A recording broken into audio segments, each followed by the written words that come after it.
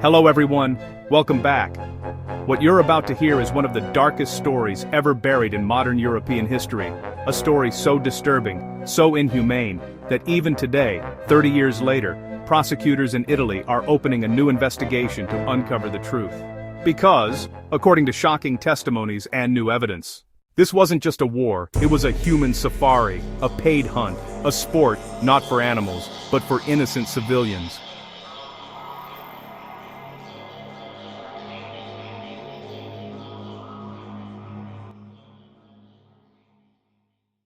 Italian prosecutors have launched a major investigation into something almost unbelievable. Wealthy foreign tourists allegedly paying tens of thousands of dollars to shoot civilians in besieged Sarajevo during the Bosnian War. Let that sink in. Not soldiers, not combatants, but trapped terrified civilians, women, men, the elderly, and even children.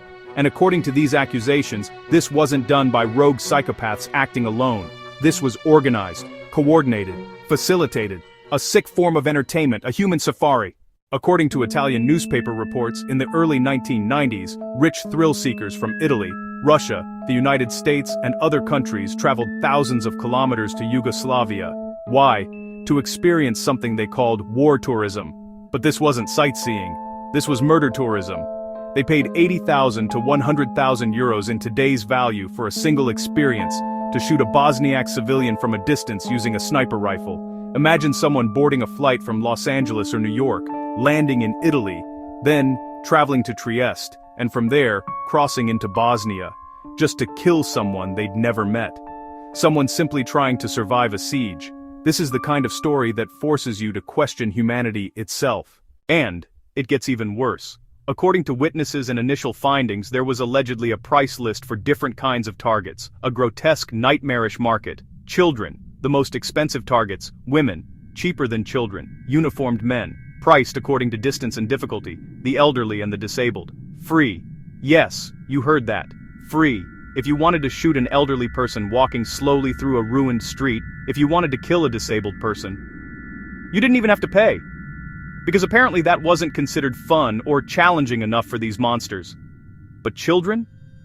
Children were the premium target. This alone tells you everything about the twisted psychology of the people involved. Italian journalist Ezio Gavazzeni reported that Italian war tourists traveled from Trieste into Bosnia, linked up with Bosnian Serb fighters, and were taken to the hillside sniper nests overlooking Sarajevo. From these hills, fortified by Serb militias, thousands of civilians had already been killed. These hills became hunting towers, and the people below became living targets. A former Bosnian intelligence officer testified that Serbian authorities knew foreign shooters were participating. Some investigators believe Serbian intelligence services were not only aware, but actively involved. One captured Serb fighter reportedly told interrogators, yes, foreigners paid money to shoot at civilians. This wasn't rumor, this wasn't myth, this was real.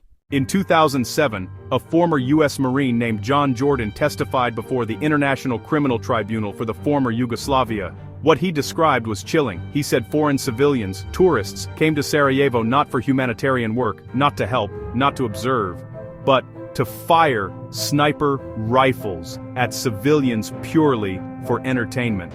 He said one man even brought a rifle designed for wild boar hunting, not urban combat, because he thought the war would be fun. Imagine the mentality, the dehumanization, the sadism. This wasn't war, this was cruelty dressed up as adventure. Among the names mentioned in historical accounts is controversial Russian nationalist Eduard Limonov, famously photographed in 1992 shooting toward Sarajevo alongside Bosnian Serb leader Radovan Karadzic. Limonov believed he was participating in a crusade against Muslims. He thought he was defending Slavic Christian civilization. This is the mindset Bosnia was up against, a combination of racism, nationalism, extremism, and pure barbarism. Sarajevo was under siege for 1,425 days, the longest siege of a capital city in modern European history, longer than Leningrad, longer than anything Europe had seen in centuries. 11,500 people were killed, most of them civilians. Children were shot walking to school, women were killed while fetching water, elderly people were hit crossing the street, and the world watched, Europe watched, the UN watched for 4 long years. European soldiers were there supposedly to protect Bosniaks. But the Dutch soldiers in Srebrenica ultimately stepped aside and watched genocide unfold.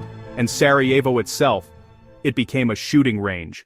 And today when we watch Gaza, many people feel a terrible déjà vu. The starvation, the blockades, the snipers firing at people lining up for food, the UN reports, the journalists exposing horrors that the world ignores. Recently, audio recordings emerged of American-accented security contractors in Gaza laughing as they shot starving civilians approaching aid trucks. "I got him, he's down. Nice shot." Think about that. A starving father trying to get bread for his child. Shot for sport. Shot for amusement. Human beings treating other human beings as prey. Just like Bosnia. Just like Gaza. History doesn't repeat, but it often rhymes. Why is this happening? How can someone travel thousands of kilometers and kill a child for fun? This goes far beyond war. This is about psychology, culture, colonialism, a long Western history of treating certain people as less than human. Indigenous Americans killed for sport.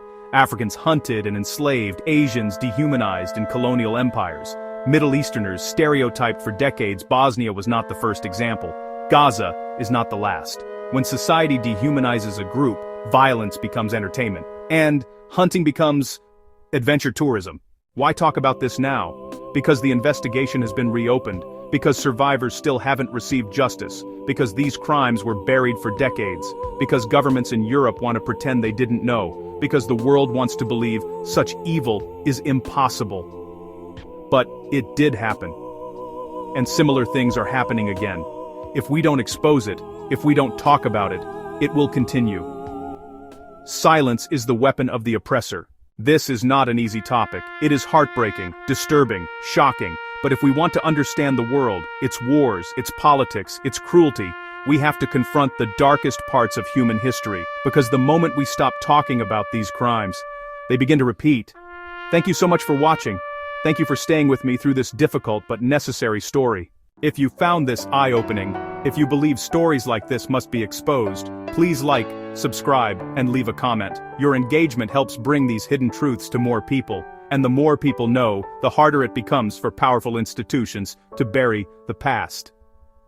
Take care of yourselves, and I'll see you in the next video.